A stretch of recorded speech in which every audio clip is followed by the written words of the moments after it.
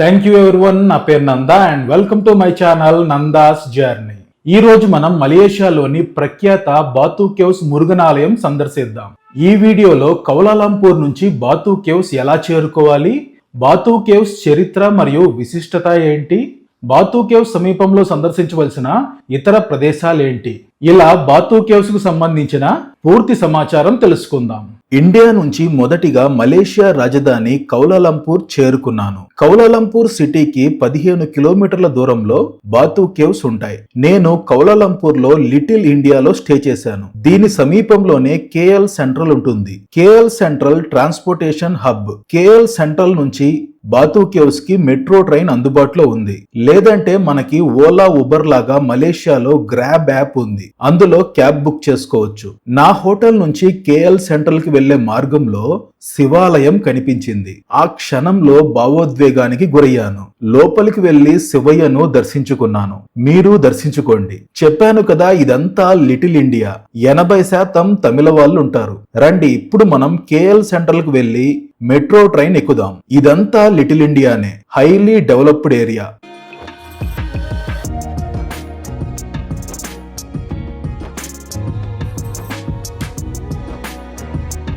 ఈ foot over bridge ఎక్కి KL Central లోపలికి వెళ్ళొచ్చు. ఎస్కలేటర్ ఉంది, అలా పైకి వెళ్ళిపోవచ్చు. మనం ఇటు లెఫ్ట్ సైడ్ వెళ్తే ముందు షాపింగ్ మాల్ ఉంటుంది. అందులో నుంచి చివరికి వెళితే మెట్రో ట్రైన్స్ ఉంటాయి. ఇలా డైరెక్షన్ బోర్డ్స్ ఉంటాయి, ఆ డైరెక్షన్ చూసుకుంటూ వెళ్ళొచ్చు. ఇక్కడ మీరు గమనిస్తే 4 రకాల ట్రైన్స్ అందుబాటులో ఉన్నాయి. బాతు కేవ్స్ కి వెళ్ళాలంటే కేటీఎం కొముటర్ ఆ ట్రైన్ లో వెళ్ళాలి. అలాగే ముందుకు వస్తే ఈ ట్రైన్ కి వెళ్లే మార్గం కనిపిస్తుంది. వెళ్ళాలంటే ముందు మనం టికెట్ తీసుకోవాలి. టికెట్ కౌంటర్ లో అడిగితే టికెట్ ఇవ్వలేదు, ఈ రిసిప్ట్ ఇచ్చారు.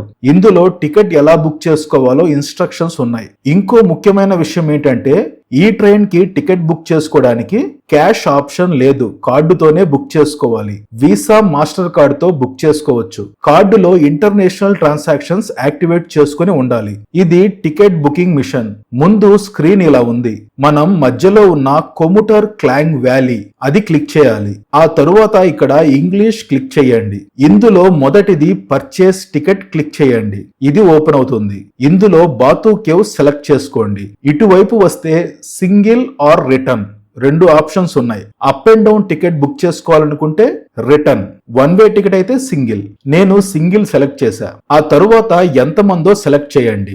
ఒకేసారి 6 టికెట్లు మాత్రమే బుక్ చేసుకోగలం. కిందకి వస్తే అమౌంట్ చూపించింది 2.60 మలేషియన్ రింగెట్స్, ఇంచుమించుగా మన కరెన్సీలో 60 రూపాయలు. బ్యాంకు వాళ్ళు ఇంకొంచెం ఎక్స్ట్రా అమౌంట్ ఛార్జ్ చేస్తారు. ఓకే కొడితే ఇలా పేమెంట్ ఆప్షన్ చూపిస్తుంది. మనం వీసా, మాస్టర్ కార్డు ఉంది కదా, దాన్ని సెలెక్ట్ చేసుకోవాలి. ఇలా ట్యాప్ ఆప్షన్ చూపిస్తుంది. దానిపైన మన డెబిట్ కార్డ్ ని ట్యాప్ చేయాలి. ప్రాసెస్ అయ్యే వరకు అలాగే పెట్టాలి. పేమెంట్ అయ్యాక మనకి టికెట్ వస్తుంది. ఇక మామూలే, మన మెట్రో ట్రైన్ లో ఎలా వెళ్తామో అలానే ట్రైన్ దగ్గరికి వెళ్తాం. ఇక్కడ 2 మార్గాలు ఉన్నాయి, గమనించండి. బాతు కేవ్స్ కి వెళ్ళాలంటే ప్లాట్ఫామ్ నంబర్ 5. ప్లాట్ఫామ్ నంబర్ 5 చేరుకున్నాం. ట్రైన్ కోసం వెయిటింగ్. ఇక్కడ స్క్రీన్ పైన నెక్స్ట్ ట్రైన్ టైమింగ్స్ ఇచ్చారు. 9:17కి, ఆ తర్వాత 9:51కి, ఆ తర్వాత 10:27కి బాతు కేవ్స్ కి ట్రైన్ ఉంది. మార్నింగ్ టైంలో మాత్రమే ప్రతి అర్ధగంటకి ట్రైన్ ఉంటుంది. ఆ తరువాత ప్రతి గంటకు ఒక ట్రైన్ ఉంటుంది. ఇదే మనం వెళ్ళవలసిన ట్రైన్. లోపల ఇలా ఉంది. డిస్టెన్స్ 15 కిలోమీటర్లు, ట్రైన్ జర్నీ 30 నిమిషాలు. బాతు కేవ్స్ స్టేషన్ చేరుకున్నాం. మెట్రో స్టేషన్ నుంచి బయటికి రాగానే ఆలయ ప్రాంగణం ఉంటుంది.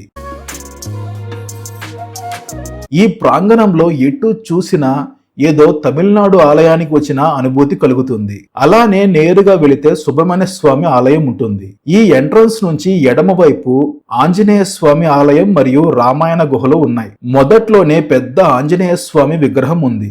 రిటర్న్ లో ఈ ప్రదేశాన్ని సందర్శిద్దాం. ఇక్కడ నుంచి సుబ్రహ్మణ్య స్వామి ఆలయానికి వెళ్లే మార్గంలో ఎడమవైపు పెరుమాల్ ఆలయం ఉంది, వెంకటేశ్వర స్వామి ఆలయం. ఇవన్నీ మనం ప్రధాన ఆలయం దర్శించుకొని రిటర్న్ వచ్చేటప్పుడు చూసుకుంటూ రావచ్చు. ఇవి సున్నపు రాయి గుహలు, లైమ్ స్టోన్ కేవ్స్, మన బొర్రా గుహల్లాగా.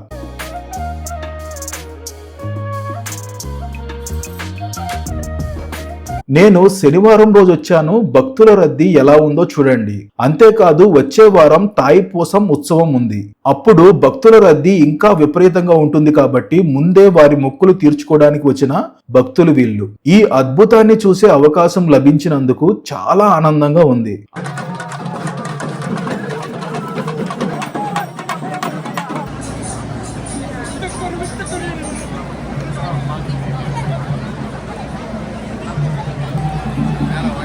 ఆ సుబ్రహ్మణ్య స్వామి విగ్రహం చూడండి ఎంత కలగా ఉందో.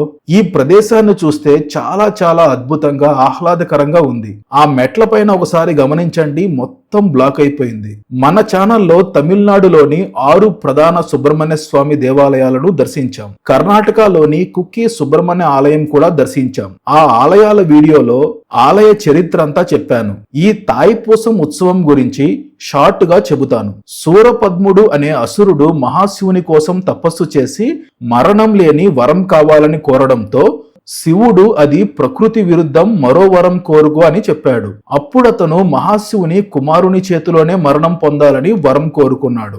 వరగర్వంతో ముల్లోకాలను, దేవతలను, మునులను, ప్రజలను వేధించేవాడు. దీనితో శివుని తేజస్సు నుంచి కుమారస్వామి జన్మించాడు. అతను దేవతల సైన్యాధ్యక్షుడయ్యాడు. తన తల్లి పార్వతీమాత ఇచ్చిన వేల్ ఆయుధంతో యుద్ధం చేసి తనపై విజయం సాధించిన రోజు ఈ తాయిపూసం ఉత్సవం జరుపుకుంటారు. తమిళ నెల తాయి నెలలో పౌర్ణమి రోజున జరుపుకుంటారు. ఇది సాధారణంగా జనవరి చివర లేదా ఫిబ్రవరి మొదటి వారంలో ఉంటుంది. ఈ ఉత్సవంలో భక్తులు కొంతమంది కావడి మోస్తారు. పువ్వులు, ఈకలతో అలంకరించిన చెక్క లేదా లోహ నిర్మాణాన్ని భుజాలపై మోస్తారు. కొందరు తమ శరీరానికి ఇనుపు కడ్డీలు గుచ్చుకుంటారు. అలా వాళ్ళ భక్తిని తెలియజేసుకుంటారు. మహిళలు పాలతో నిండిన కుండలను తలపై పెట్టుకొని ఊరేగింపుగా వస్తారు. అలా వారి భక్తిని చాటుకుంటారు. ఇంకొంతమంది ఉపవాసం ఉంటారు. ఇంకొంతమంది ఊరేగింపుగా తరలి వస్తారు. నేను వచ్చిన రోజు దర్శనం చేసుకోలేకపోయాను. ఇది పరిస్థితి. దీనితో మళ్ళీ మంగళవారం వచ్చి ఆలయం దర్శనం చేసుకున్నాను. ఈ అద్భుతాన్ని చూసి భక్తి పార్వస్యంలో మునిగిపోయాను.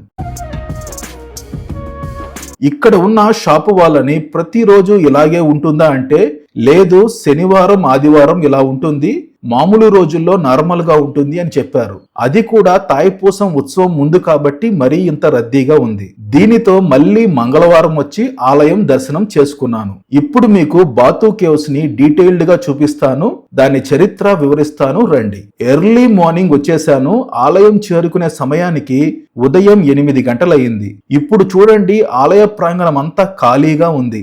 ఆలయ ప్రాంగణ సమీపానికి చేరుకోగానే ఎత్తైన సుబ్రహ్మణ్య స్వామి దర్శనమిస్తారు. ఈ ప్రాంగణం పావురాలతో చాలా ఆహ్లాదకరంగా ఉంది. ఇది బాతు కేవ్ సుబ్రహ్మణ్య స్వామి ఆలయ ప్రాంగణం. ఎంత ఆకర్షణీయంగా ఉందో చూడండి.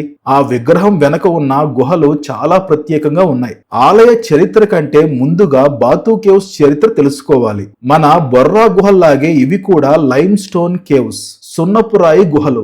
400 మిలియన్ సంవత్సరాల చరిత్ర కలిగిన గుహలు. వరాంగ్ అస్లీ తెగకు చెందిన తెమువాన్ అనే స్థానిక ప్రజల నివాస ప్రదేశంగా ఉండేది. అంటే ఒరిజినల్ మలేషియా ద్వీపవాసుల నివాస గుహలు. ఈ గుహలు ప్రపంచానికి తెలియక ముందు ఈ ప్రదేశంలో వ్యవసాయం చేసే రైతులు ఈ గుహల్లోని గబ్బిలాల వ్యర్థాలను సేకరించి ఎరువులుగా వాడేవారని చరిత్ర చెబుతుంది. 1878లో అమెరికన్ వృక్ష శాస్త్రజ్ఞుడు విలియం హోర్నెడ్ ఈ గుహలను బాహ్య ప్రపంచానికి పరిచయం చేశారు. 14 సంవత్సరాల తర్వాత 1891లో తంబుస్వామి పిల్లై అనే తమిళ వ్యాపారస్తుడు ఈ గుహలను సందర్శించినప్పుడు గుహ ఎంట్రన్స్ లో స్వామివారి వేల్ ఆయుధం ఆకారం కనిపించింది. దీనితో అతను ఈ ప్రదేశంలో సుబ్రహ్మణ్య స్వామి ఆలయం నిర్మించారు. 1892 నుంచి తాయిపూసం ఉత్సవం మొదలుపెట్టారు. 1920లో ఆలయానికి చెక్కతో 272 మెట్లు నిర్మించారు.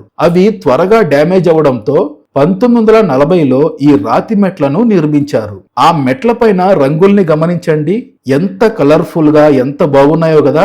స్వామివారి వాహనం నెమల పింఛంలోని రంగుల్ని మెట్లపై వాడడం జరిగింది. చాలా ఆకర్షణీయంగా ఉంది. ఇక ఈ ఆలయానికి ప్రధాన అట్రాక్షన్ ఎత్తైన సుబ్రహ్మణ్య స్వామి విగ్రహం. ఎత్తైన విగ్రహం అని కాదు, ఆ విగ్రహంలో ఎంత కళ ఉందో చూడండి. చాలా ఆకర్షణీయంగా ఉంది. దీని ఎత్తు 140 అడుగులు. నిర్మాణానికి 3 సంవత్సరాల సమయం పట్టింది. 25 లక్షల మలేషియా రింగిట్స్ ఖర్చు పెట్టారు. ఈ ఆలయం కేవలం మలేషియా హిందువుల పుణ్యక్షేత్రమే కాకుండా మలేషియాలోని ప్రముఖ పర్యాటక ప్రదేశంగా అభివృద్ధి చెందింది. ఈ 272 మెట్లెక్కి సుబ్రహ్మణ్య స్వామిని దర్శించుకునే ముందు ఈ ప్రాంగణంలో 2 ఆలయాలున్నాయి. ఇటు ఎడమవైపు వినాయకుని ఆలయం, శివాలయం ఉంది. కుడివైపు అమ్మవారి ఆలయం ఉంది. ముందు వినాయకుడిని దర్శించుకోవాలంటారు కదా, రండి దర్శించుకుందాం. చిన్న ఆలయం చాలా బాగుంది, దర్శించుకోండి. ఇక్కడ వీడియో తీయడానికి అలౌ చేస్తున్నారు, మళ్ళీ నువ్వు లోపలెందుకు వీడియో తీసావు అనకండి. దర్శించుకొని ముందుకు వెళితే శివాలయానికి మెట్లు ఉన్నాయి. కొన్ని మెట్లెక్కి పైకి వెళితే శివాలయం ఉంది. శివయ్యను దర్శించుకోండి. దర్శించుకొని బయటికి వస్తే ఇటువైపు అమ్మవారి ఆలయం. ఆలయం లోపలికి రాగానే ఆలయ గోడపై ఎంత అద్భుతంగా అమ్మవారి రూపాన్ని రూపొందించారో చూడండి. ఇది ప్రధాన ఆలయం. అమ్మవారిని దర్శించుకోండి. మెయింటెనెన్స్ చాలా బాగుంది, ప్లెజెంట్ గా ఉంది. రండి ఇప్పుడు సుబ్రహ్మణ్య స్వామి ఆలయానికి వెళ్దాం. ఆలయం చేరుకోవడానికి 272 మెట్లు ఎక్కాలి. నాకు ఈ వ్యూ ఇలానే చూస్తూ ఉండిపోవాలనిపిస్తుంది. 272 అంటే చాలా మెట్లు ఎక్కాలి అనుకోవద్దు. మెట్లు చిన్న సైజు మెట్లు, పెద్దవాళ్ళు కూడా ఎక్కొచ్చు. మరీ మోకాళ్ళ ప్రాబ్లం ఉంటే చెప్పలేం. రండి వెళ్దాం.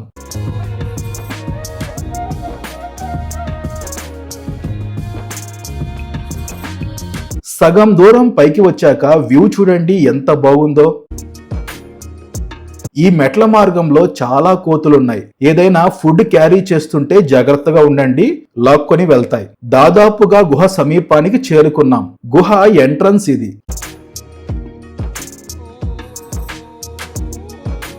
లోపలికి రాగానే ముందుగా సుబ్రహ్మణ్య స్వామి దర్శనమిచ్చారు. ఈ మూలన ఇడుంబాసురుని సన్నిధి ఉంది. కావడి మోస్తారు కదా, అది ఇతని వల్లే మొదలైంది. పళని సుబ్రహ్మణ్య స్వామి వీడియోలో ఆ స్టోరీ చెప్పాను.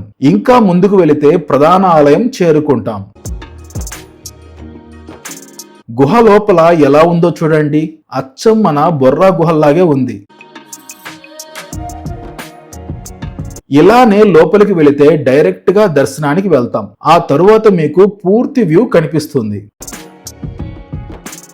బాతు కేవ్ సుబ్రహ్మణ్య స్వామి దర్శించుకోండి.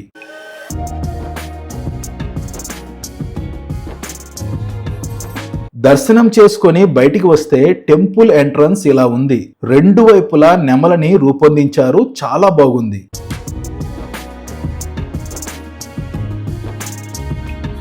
ఇది ఈ గుహ యొక్క పూర్తి వ్యూ.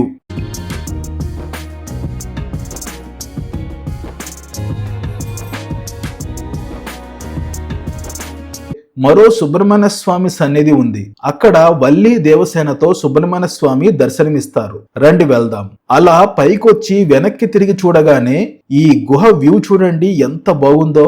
ఇలా పైకి రాగానే ఆలయం ఉంది. ఈ గుహ మొత్తం ఓపెన్ గా ఉంది. వల్లి దేవసేనతో ఉన్న సుబ్రహ్మణ్య స్వామి దర్శించుకోండి. ఈ గుహ చాలా ఆకర్షణీయంగా ఉంది. ఈ ప్రదేశంలో ఉన్న మరో గుహలో శివుని సన్నిధి ఉంది. చిన్ని సుబ్రహ్మణ్య స్వామిని ఎత్తుకొని ఉన్న శివయ్య. ఇది పళని ఆలయం యొక్క స్థల పురాణం వివరించే దృశ్యం. దర్శనమయ్యాక ఈ ప్రదేశంలో కొంత సమయం గడిపాను. రండి ఇక మనం తిరిగి మెట్లు దిగి కిందకి వెళ్దాం. ఇప్పుడు మనం బ్రేక్ఫాస్ట్ చేసుకొని తిరిగి వెళ్లే మార్గంలో ఉన్న పెరుమాళ్ ఆలయం, రామాయణ గుహలు సందర్శిద్దాం. దీనికి ఎదురుగా ఉన్న ఈ రెస్టారెంట్ లో బ్రేక్ఫాస్ట్ చేశాను. చాలా ఐటమ్స్ ఉన్నాయి. నేను పొంగల్, వడ, ఇదేదో స్వీట్, లోపల కొబ్బరి బెల్లంతో తయారు చేసిన పదార్థం ఉంది, టీ. మొత్తం 15 రింగిట్స్ అయింది. మళ్ళీ మనం రైల్వే స్టేషన్ కి వెళ్లే మార్గంలో రిటర్న్ వెళ్తే ముందు పెరుమాళ్ ఆలయం ఉంటుంది. ఇదే పెరుమాళ్ ఆలయం. రండి ఆలయం లోపలికి వెళ్దాం. లోపల చాలా ఆకర్షణీయంగా ఉంది. వెంకటేశ్వర స్వామిని దర్శించుకోండి. ఆలయ గోడలపై అద్భుతమైన చిత్రాలు. రండి ఇప్పుడు మనం రామాయణ గుహలు సందర్శిద్దాం. ఇంకా ముందుకు వస్తే ఆంజనేయ స్వామి విగ్రహం ఉంటుంది. అటువైపుగా వెళ్ళాలి. లోపలికి వస్తే ముందుగా ఆంజనేయ స్వామి ఆలయం ఉంది, దర్శించుకోండి. ఇవే రామాయణ గుహలు. రండి ఇంకా ముందుకు వెళ్దాం. టికెట్ తీసుకోవాలి. Ticket 10 ringgits. అంటే ఇంచుమించుగా 230 రూపాయలు. గుహ ఎంట్రన్స్ లో గమనించండి విష్ణుమూర్తి విగ్రహం. గుహ లోపలంతా రామాయణ గాథని అద్భుతంగా చిత్రీకరించారు.